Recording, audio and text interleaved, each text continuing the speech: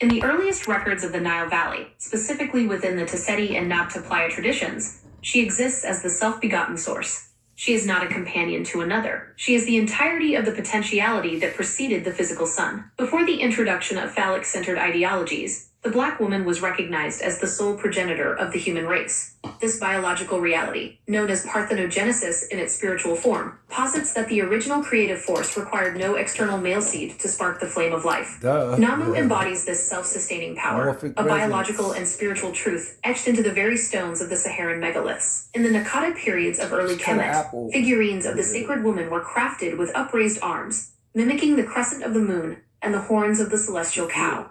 These were not mere idols as later interpretations would suggest, but biological markers of the matrilineal line.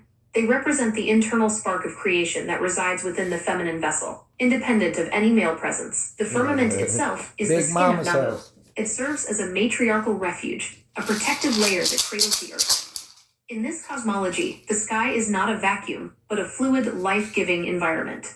It is the celestial womb that holds the stars, which are seen as the children of the first mother, scattered like jewels across her infinite dark body. When the patriarchal shift occurred, the historical record of the self-creating woman became a threat to the newly forming male-led hierarchies. To forge their own relevancy, these later structures systematically redefined the sacred feminine. What was once the divine mother was rebranded as a harlot or a Jezebel. This linguistic weaponization sought to silence the autonomy of the woman who needs no male to define her existence. Meroitic script and the inscriptions found in the temples of Napata and Kerma offer a glimpse into a time when the Kandakis, queens, held absolute spiritual and political authority. These women were the living representatives of Namu on earth. Their power was not derived from a male partner, but inherited through the blood of the mother, ensuring the continuity of the divine line. The replacement of vaginal worship with phallus worship was a calculated move to center the male contribution to life.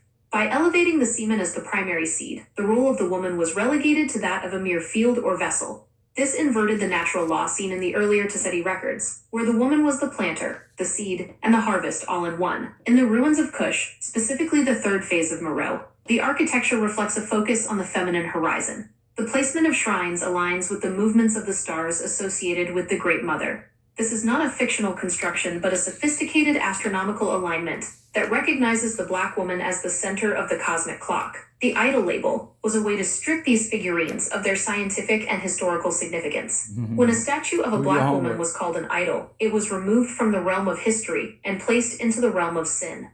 This prevented the descendants of Namu from recognizing their own biological history as the first humans and the first innovators of spiritual